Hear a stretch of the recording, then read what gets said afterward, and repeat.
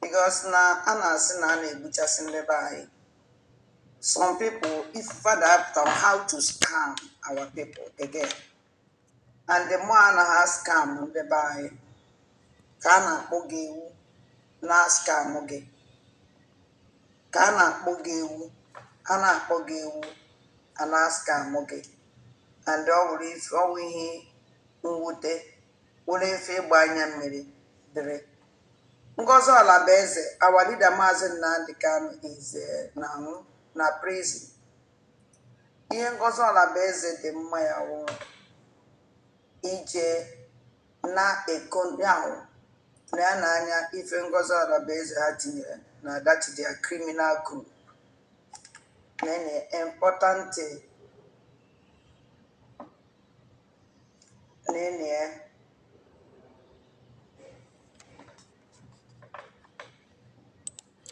Good morning, good afternoon, good evening, depending on your time zone. We are back again on a new video reaction. I will make sure that this one is very quick and sharp. Why? Because I don't want to prolong it. We are not going to analyze everything about this video. We just want to center our conversation on this beginning of this video where she said to go all out on an attack COS, USB government, and different people. What you are seeing here, she claimed that is in the one group. Remember a few days ago when we talked about this group, remember the video we made where we did here where she talked about Stella telling people to go to Abuja for protests and all that. She claimed that somebody sent that video to her, right? That kind of report is you are not here. Why can you? How dare you to say that? You are saying what you don't know. See my phone. Somebody sent it to me. Nobody sent it to her. I made it clear to us that it's just another lie from LASUBA, and this video has proven that to be true because she said that this post was sent in WhatsApp group, right? In a group. She doesn't say WhatsApp. She said group. And me and you, we know the group that she's talking about. Okay, and she's there with a fake number, of course, capturing everything in the name of that she's smart, she's intelligent. Crazy stuff.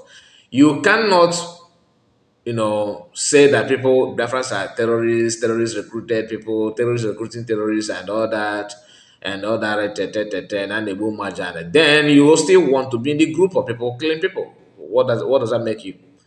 You see these lies, this blackmailing people, that is what may become difficult for you. You may be, having your way now, but I don't think it's gonna last. Why? Because ịkachu ọgaranya ka ogbu ya. Ọ na-abụ ụmụnwanne na-abụ nụọ ọgụ. Ụmụnwanne na-abụ nụọ ọgụ ndị ilo ewere ananafa. You cannot just undermine the truth and believe people to follow what you are saying when you know you are lying.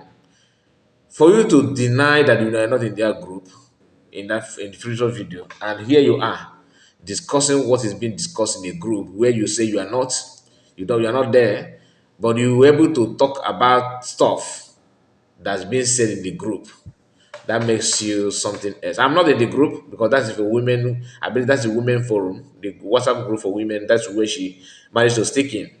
I remember her video a few weeks ago where she said that she don't even follow Ngozi Olabaeze. I don't even know that she exists. Yes, but every pin that she was post there, everything, every drop, any news at all, you will be out to write on that. Who is actually sending those things to you if you are not the one going there? They sacked you.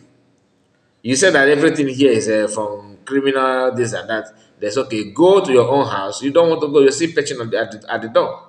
You're still patching at the door, peepering, because you don't have any other thing to do other than, making sure that you know how USB is faring. As Nandi Bodekuka said that now if you cut a so ya foku, or your or you cannot do without USB. Or go here, and you know that without them there's no source of information, there's nothing to do. After claiming that it's about Fulani and Jigawa and all that, you still want them to come and fight for you. Think about it. That makes you a lunatic. And please make sure you like the video and subscribe to the channel. Like I promised also, I'm not gonna go through all these videos like the one I did yesterday. No, that video is too long. So we will try our best to manage the minutes that we have. Listen. Important to remember. I from Gozola Uh-huh. Bezetinya. This message you are seeing here is important to remember.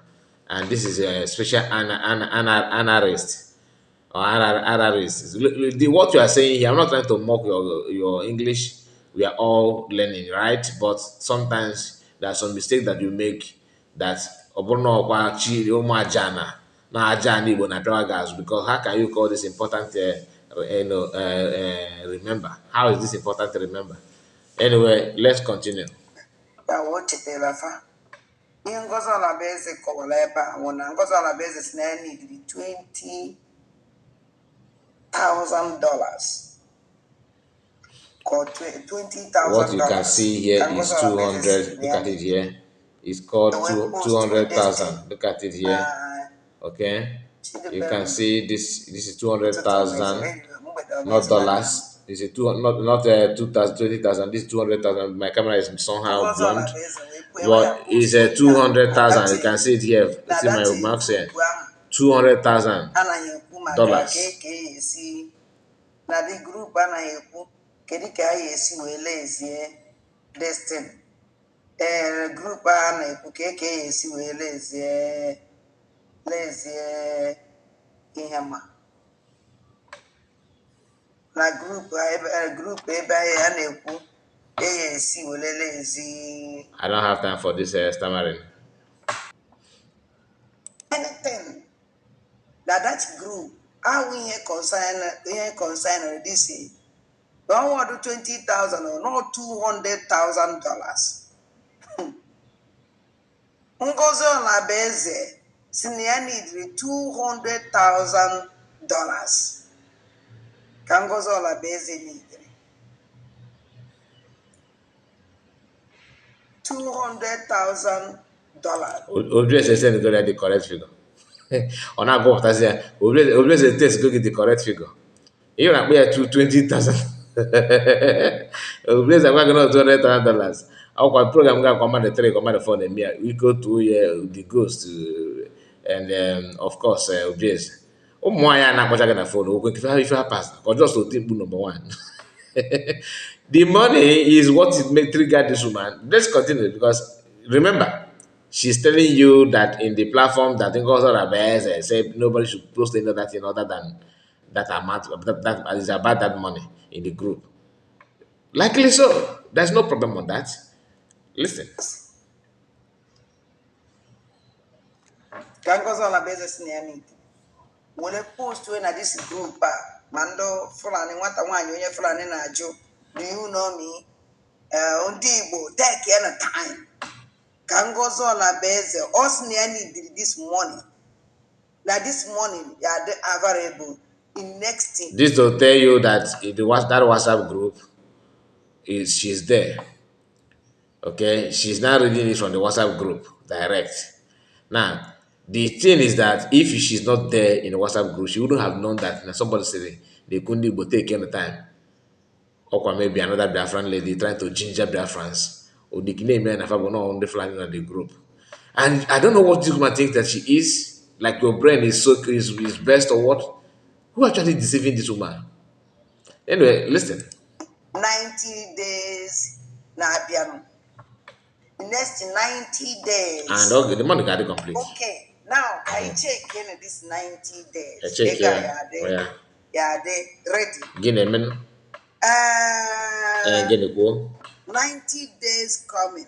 Oh. Please don't mind this Igbutu on here. Focus on if you see another pattern. Forget about her Igbutu on.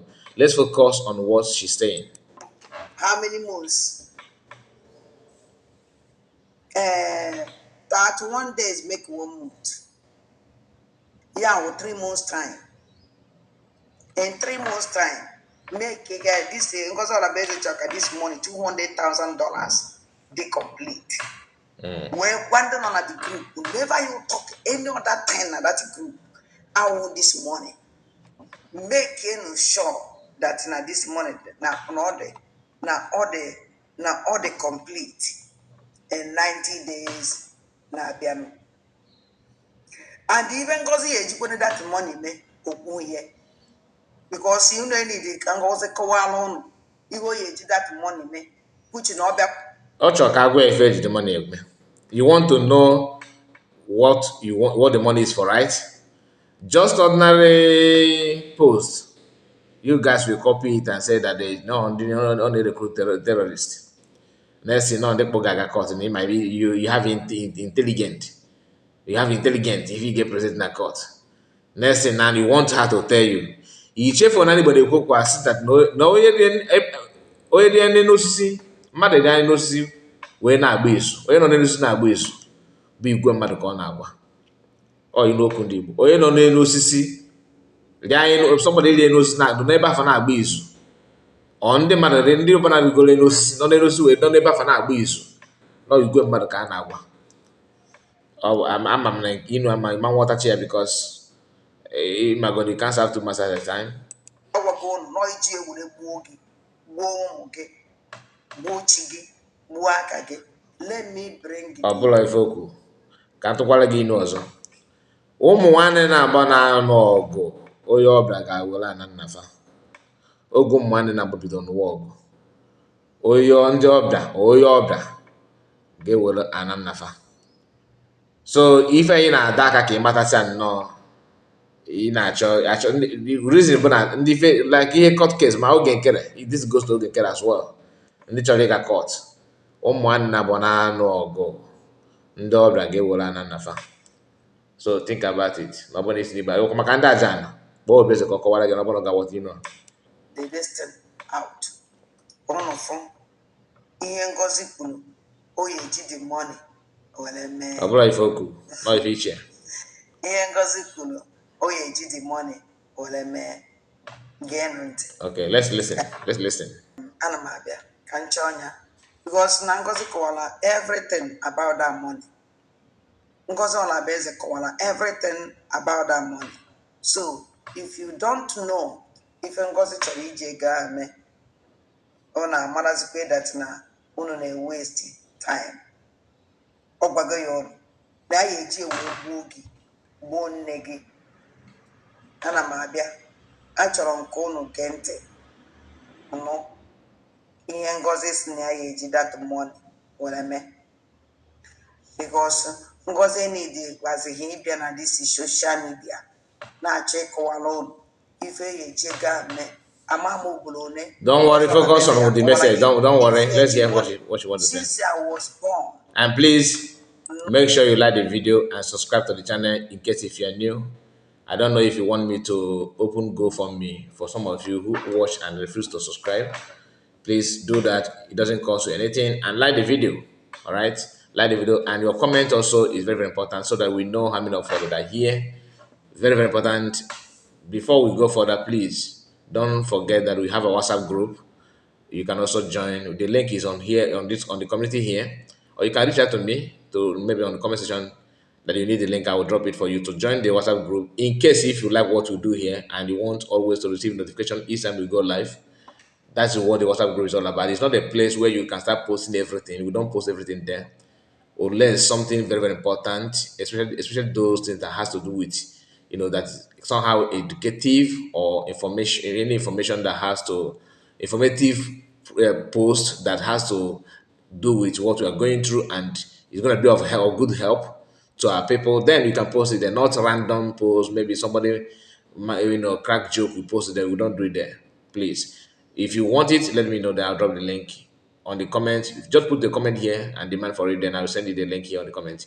Or you can also go to our community here and see the post there. That is the latest post or the last post we made there is the link to WhatsApp group. Somebody asked what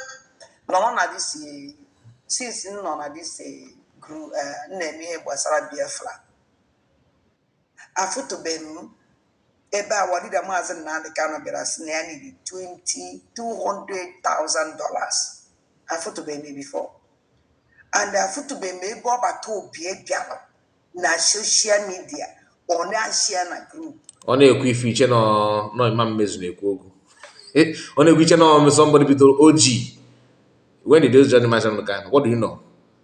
And must everybody be Maazị Nnamdi Kanu? What your Biafrans are facing today, you don't face it. You don't face that when Maazị Kanu was here. All you want is to know what the money is for, so that you can now, do your sabotage the way your payment have paid you to do. Okay. Negative. Senior need the sum of $200,000 in 90 days. Oh no, $200,000. Amount no ego ne. Ego niile akwụ ụgwọ ịgbakwọnụ ya na ego ya na-akwụ gị every month ọ chọrọ $200,000. Bega Okay. Ngozi Olabeze ji wee wepụta this thing. Na-eshare na the group. And it's so useless to stupid. How did you know that she shared in the group if you're not in the group? You are exposing yourself. Then I told you one thing about LASUBA is that she don't remember what she said yesterday. Even last 1 hour. You need to hire somebody that will be reminding you of your word constantly, because you keep on contradicting and exposing yourself day by day. You told us here that you are not in the WhatsApp group. Remember the program, the video that you made about Stella, that the lady called Stella, who said that, who was kind of preaching in the group that people should, she was encouraging people to go to start protesting, they're gonna hire vehicle that will convert people from various parts of eastern part to Abuja, to in solidarity with Master Morgano court upcoming court case, and you refused, you attacked it. Personally, I don't buy the idea of protesting for security reasons. Yes, I said that, but not the way you put your own. And we are totally different, people. We are not the same, and we cannot be the same, because you are very, very bad. Your propaganda is shocking, and you are very, very backward in your reason. People, I will ganye. Question. Somebody asks question. What are you doing with all this fundraising you collect every Saturday? Get on the corner for the answer, and the body movement in Ngozi Olabeze. You want to know what we use our humanitarian fundraising to do? Really? You want to know? We're using it to bury your mother. That's what we're using it for. That is what we're using it for. Yes, that's what we're using it for. To bury you and your children. That is what the humanitarian funds are going towards. That is why humanitarian fundraising are going to fall. So humanitarian fundraising Ngozi Olabeze. Which when you Nandibo, when you Mundibo, and when you that is a Shut up your mouth. Ndị Igbo na-ekwu okwu asị, nwatakịrị gboro nnu ya ọgụ, ike igbo nne ya ike ọnụ dịkwa ya. Okay? Nwatakịrị gboro nnu ya ọgụ, ike ọ ga-eji wee gbokwe nne ya ike ọnụ, ike afọdịkwa ya. You don't just focus on this, separate your father, and you are unable to stop your mother from, from her voice going on contest. You want to act smart, whereas you have nothing to show. Listen, the same you use your platform and say that they boom match and they boom so much now. So won't you bury those cops, those people? I mean, you should be thankful that you have somebody that actually care to pay the last respect. You go as a journalist, you announce their death, you are unable to even do anything. Somebody is now raising funds to bury those people. Why are you crying? You want vulture to feed on their flesh? Is that how wicked you are? Is that how wicked you are?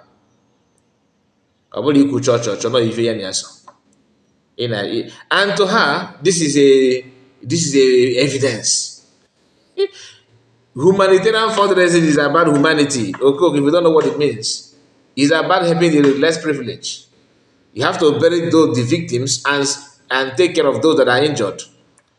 You have to cater for those that are homeless, those that terrorists have sent, to difficult, condition, that they are unable to cater for themselves. They may not even have water to drink. Then you have to also bury the dead. That whom yourself, you keep on announcing their death. You don't announce how they will be buried. You want vulture to feed on their flesh. So that's what she said. Let go. Humanitarian fundraising Ngozi na-eje. phone court. Inanya, ndị ga-akpọpụ ya court, so na ndị ga-akpọpụ ya court na ife abụ evidence ya ga-eji wega court. Ka ị na-aghọta ebe her own psychology is working, like your psycho gịnị nwere ka a na-akpa ndị na-afụ maka human behavior. This woman need help mentally, to be honest with you. I won't lie. A woman, just a simple question. Ngozo Labese will committed this kind of time. Or what if I'm not from it? Oh, you need to go again and ask now. What an eba oblo na go na agụ ya. Kama no na some mumendo ke na-eme na-ewute ya. Ọkụ n'okwu ndị Igbo. I just want to come with this kind of proverb today so that you understand that you need to reason deep. Akwụkwọ ntakịrị na-ebe sometimes ada abụcha na agụ na-agụ ya. Kama na omume ndị okenye na-eme ọ na-afụ na-ewute ya. Mgbe okenye mere omume nwatakịrị na-ebe akwụkwọ ịmazi ifo mmiri. That now you use fundraising on a Na-ekwu anya na thank God you made mention of her body language. Her body language is just that ibe akwa ngwa gị. Onye na-eche ga yo na nọkịta na nwatakịrị na-ebe akwa. Hai! Iche na agụ na agụ ya mba. Ọ agwa LASUBA na-eme ọ na-ebe akwa. When you nneki. Now you use when you nage. Now when you kinyomuge. And you watch out even an Igbo. Ngozo Labese use this humanitarian nonsense. When in Igbo, then in Nandibo, then in Nandibo, exactly what God is doing in our life. Can you just imagine this senseless woman? And nobody want to say something. Are you not on a shock? On a shock. Ngozo Labese are working at this fundraising. Chineke wela putia or whatever. The mission of this criminal na Biafra land. The mission of this criminal na ni bobo se so. By saying that now they use the fundraising. People don't understand even why he's such a LASUBA is this Igbo proverb. Nana say that na ndị ichie ifefa we febidoliwo wefa. You know, you have exhausted what makes you relevant. You have exhausted the love. You have exhausted all the opportunities. In the lizo oge nke ikpeazụ ị na-atakasị oge ka you know okwu ndị Igbo. Ị na-aghọta?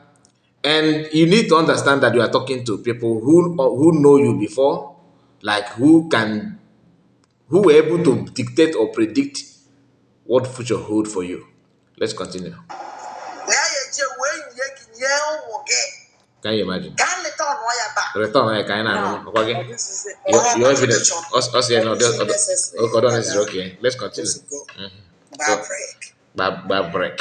Oh, maka Ngozo Labese wepụtakwala n'ụlọ na ya n'idiri. Ngozo Labese wepụtakwala n'ụlọ wee na-asị na ya n'idiri. Chere ya na m abịa. I want to do something very clear. Na ya n'idiri 200,000 K. Gịnị mere? 200,000 K. Everything you are saying here is just to discourage people, right? Ichefu na ndị Igbo na-ekwu okwu asị gị that now. Ọ na-abụ ele nkịta eleteli aka ochie azụbo ewu ya. So these people that you are deceiving will still come back. And you have already destroyed your personality, which you know. Ọ na-abụ ele nkịta eleteli aka ochie azụbo ewu ya. Ege ahụpụta ya in a way o ya eji wee dị mma mana ọ na-ewute m na nene ya we are seeing it like this gịnị men ọ na-apụta ọfụma. I don't know otu m esi wee mee ya wee fe ka ọ pụta very well. I don't have time for your nonsensical behavior. The only thing I want Biafrans to understand is that the essence of the money that she's crying about, if you trust your government, if you trust your people, forget about what this woman is talking about. Do all you can to fund your security, to fund, the help, the protection. Okay, you know what I'm talking about, because a lot of people are vulnerable of what is going on in our homeland. This woman just want people to buy you for nothing and nobody to come for your help. There's a video that somebody shared on our WhatsApp group yesterday. For those of you in the WhatsApp group, you remember the person that made a comment there that asked, "Can we permit him to post a link?" And I said, "Yes, post it." And he said that because the video is very, very important. Please, my people, if you have not watched that link, if you have not watched that video, go and watch that video. That video is a white man that interviewed a priest in homeland, not in homeland, in Nigeria, because it's somewhere in northern Nigeria. I watched the full video yesterday. I was like, I will use it to do program here, but I want you to watch it before that program. That's why you need to be in the WhatsApp group. And this kind of link that person shared there, you see that our brother shared that link is what we want. If you have any information that is very good, let us know to see the video or to permit it, because we don't want people to send links that we end up, hacking people's phone. Then you turn around and say, "Can't report. Since you opened this WhatsApp group, my phone have never remained the same. My account was hacked." You know that kind of thing. Because I've noticed that when I delete some link there, some people are not happy with it. Some fail, but you don't know that it's because of you. It's because of you. And I'm gonna leave it here. Please make sure you like the video and subscribe to the channel and tell me what you think about all we've discussed so far. Remember who LASUBA is. Do not take her word serious. She's out for something. She's playing the template they gave to her, and it is your duty to resist this nonsensical thing. That does not mean that if you have any question to ask about what is going on, maybe one or two things that you should just slack back because of that. No, you can come forward and ask questions. There are many channels by which you can ask some questions. Every week, yes, is coming out to talk to Biafrans, and you can also have time to ask questions, and you have access to other cabinet members that you can also reach out to and ask questions. Not me, I'm not a member of government. I am just a content creator that choose to react on things going on, and I believe most of you like what we do. Thank you and God bless you. Bye bye for now.